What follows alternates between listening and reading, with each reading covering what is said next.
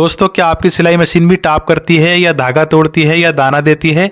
तो आज के वीडियो में हम आपको बताने वाले हैं शटल और गज की टाइमिंग कैसे मिलाएं, और अगर आपकी मशीन के शटल की टाइमिंग आउट है तो इसको घर बैठे कैसे सही करें। तो इसके लिए हमने सबसे पहले निडल प्लेट के दोनों स्क्रू खोल देने हैं। देखिए, हमने पेचकस लेना है और यहाँ से इस तरह से स्क्रू खोलने हैं और ये वाला स्क्रू भी हमने खोल देना है। जब तक आप फटाफट से वीडियो को लाइक करके शेयर भी कर दीजिए। अगर आप चैनल पर पहली बार आए हैं तो सब्सक्राइब भी कर लीजिए। फिर हमने प्रेशर फूट को भी खोल देना है। फिर ये जो मशीन के तीत होते हैं इनके दोनों स्क्रू भी हमने खोल देने हैं।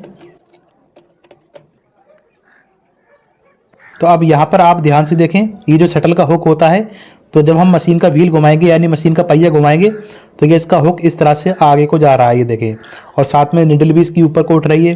तो अब हमने ये कैसे पता लगाना है कि हमारे शटल की टाइमिंग ठीक है या नहीं है, सही है या गलत है, इसका कैसे पता लगाएं?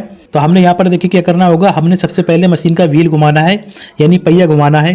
तो जब हम व्हील घुमाएंगे तो ये जो शटल का हुक है यानी कि जो शटल की नोक है, जब वो निडल के सेंटर में आएगी यहाँ पर, तो आपने ध्यान देना है अगर निडल का होल इस हुक की यानी शटल की नोक के नीचे है तो समझ लीजिए आपकी टाइमिंग ठीक है। अगर शटल की नोक सुई के सेंटर में आती है और सुई का होल ऊपर या नीचे होता है तो समझ लीजिए मशीन की टाइमिंग आउट है। और यहाँ पर आपने ये भी चेक करना है शटल और निडल के बीच में कोई गैप नहीं होना चाहिए यहाँ पर, ठीक है। अगर यहाँ पर गैप है तो समझ लीजिए आपकी मशीन सही नहीं चलेगी, टाप करेगी। अगर इस तरह से टाइमिंग मैच नहीं कर रही है तो आपका शटल की टाइमिंग आउट है। तो आपने इसको किस तरह से सही करना है वो जान लीजिए। तो शटल की टाइमिंग मिलाने से पहले हमने सबसे पहले इस रॉड को चेक करना होगा। हमने ये देखना होगा हमारी ये जो निडल होती है ये सही है या नहीं है, क्योंकि होता क्या है, कई बार आपकी निडल ऊपर या नीचे होती है तो उसकी वजह से भी आपके शटल की टाइमिंग आउट हो जाती है। तो सबसे पहले हमने यहाँ पर कैसे पता लगाना है कि आपकी सुई ऊपर है या नीचे है, उससे पहले हमने फ्रंट प्लेट को खोल देना है।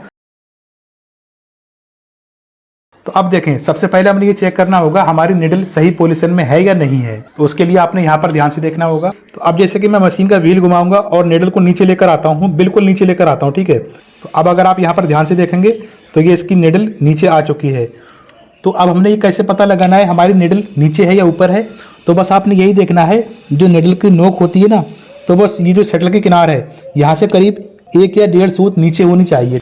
अब जैसे कि मान लीजिए आपके निडल की नोक यहाँ पर थोड़ी सी दिख रही है यानी कि कम दिख रही है, तो समझ लीजिए आपका शटल गज ऊपर को चला गया है।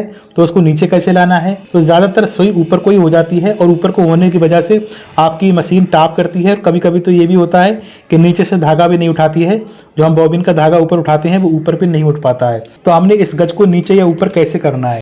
तो शटल की टाइमिंग मिलाने से पहले हमने इस रॉड को सेट करना होता है। तो यहाँ पर आप देख सकते हैं जो ये वाला पार्ट है, यहाँ पर एक स्क्रू दिया गया है। तो पहले तो हमने इस स्क्रू को लूज करना है। तो देखें, ये वाला स्क्रू लूज होने के बाद गज ऊपर नीचे होने लगा है। तो अब हमने निडल को सही पोजीशन में सेट कर देना है। इस तरह से हम नीचे को लेकर आएंगे। और उससे पहले आपने ध्यान देना होगा जो ये वाला पार्ट है ना, तो व्हील घुमाकर सबसे पहले हमने गज को पकड़ लेना है और इस वाले पार्ट को नीचे कर देना। तो जो ये वाला पार्ट है, इस पार्ट को हमने बिल्कुल नीचे ले आना है इस तरह से। अब देखें, निडल को हम इस तरह से नीचे लेकर आएंगे, ये देखें। तो यहाँ पर लाकर हमने रोक देना है और हमने दोबारा से इस वाले स्क्रू को टाइट कर देना है यहाँ पर इस तरह से।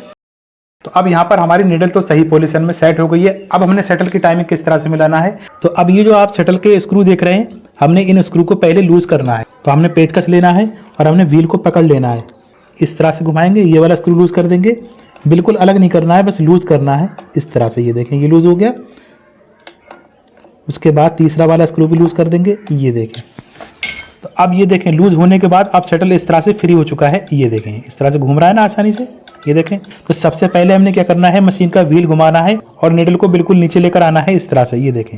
अब ये निडल बिल्कुल नीचे आ चुकी है ना, और हमने शटल की नोक यहाँ पर लेकर आना है इस तरह से। ये जो निडल का होल है और ये जो शटल की नोक है, तो निडल का होल शटल की नोक के नीचे रहना चाहिए इस तरह से, सेंटर में भी होना चाहिए। निडल का होल और शटल की नोक सेंटर में है इस तरह से। उसके बाद हमने एक स्क्रू को टाइट कर देना है, पहले फुल टाइट नहीं करेंगे, एक ही स्क्रू टाइट करना है पहले हमने। अब यहाँ पर हमने सही से चेक करना है, ये जो शटल का हुक है, ये जो नोक है ना शटल की, जब ये नोक निडल के सेंटर में आएगी, सेंटर में आते टाइम निडल का जो होल है वो इसके जस्ट नीचे होना चाहिए। तो जैसे ही शटल का हुक आगे को जाना शुरू होगा और निडल उठना शुरू होगी, तो देखिए इसका होल ऊपर को दिखने लगा है, ये देखें। उसके बाद आपने यहाँ पर एक चीज़ और चेक करना है, शटल की नोक और निडल बीच में कोई भी गैप नहीं होना चाहिए। इतना गैप होना चाहिए कि बीच में धागा आ जाए, ठीक है। अगर ज़्यादा गैप होगा तो आपकी मशीन टाप करेगी और ऊपर को धागा भी नहीं उठाएगी।